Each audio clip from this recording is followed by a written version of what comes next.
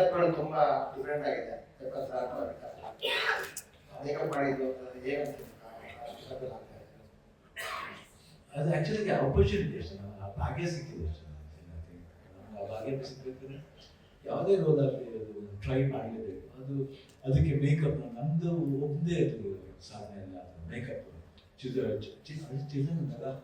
ಚಿದಾನಂದ್ ಅಂತ ಫ್ರಮ್ ಬಾಂಬೆ ತುಂಬ ಚೆನ್ನಾಗಿ ಮಾಡಿದ್ರು. ಟೈಮ್ ಆಗ್ತಿತ್ತು ಅಂದರೆ ಒಂದು 2 hours 2.5 hours 3 hours ಆಗೋದು. ಈ ಲೇಡಿ ಗೇಟ್ ಅಂತ 3.5 4 hours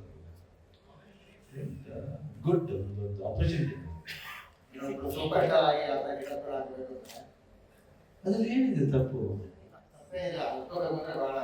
ಎಲ್ಲ ಮಾಡಬೇಕು. See any character you have to try.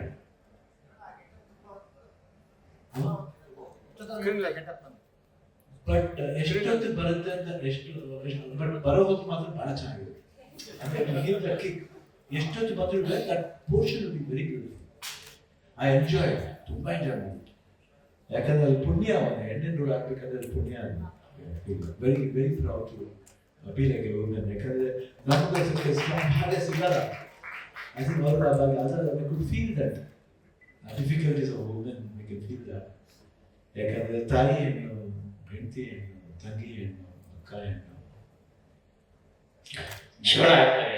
Particular ಆಗಿ ಆ ಗೆಟಪ್ ಬಗ್ಗೆ ಗೀತಾ ಕೇಳ್ತಿದೆ. ಅಕ್ಕ ನಿಮಗೆ ನೋಡಿದಾಗ ಹೇಗೆ ಅನಿಸ್ತು ಫಸ್ಟ್ ಅಂತ? ಅವರು ನೋಡಿದ್ದು ಯಾವಾಗ? ನೋಡಿದಾಗ ಏನು ಹೇಳಿದ್ರು? ಶೂಟಿಂಗ್ ಅದು ಮುಂಚೆ ನೋಡಿದ್ದೆ ನನ್ನ ಬಿಡದ ಶಕ್ತಿ ಮಾಡಬೇಕಾದ್ರೆ. ಬಟ್ ಇದರಲ್ಲಿ ಒಂದು ಸ್ವಲ್ಪ ವಿಶೇಷತೆ ಇತ್ತು. ಆಮೇಲೆ ಅನಾರ್ಮಲ್ ಆಗಿದೆ. ಈಸಿಲಿ ಸ್ವಲ್ಪ ಬೇರೆ ಥರ ಆಗ್ತದೆ.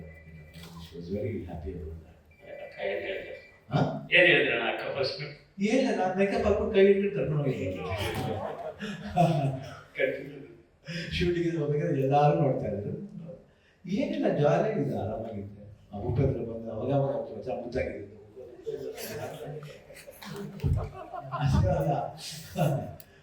ಗುಡ್.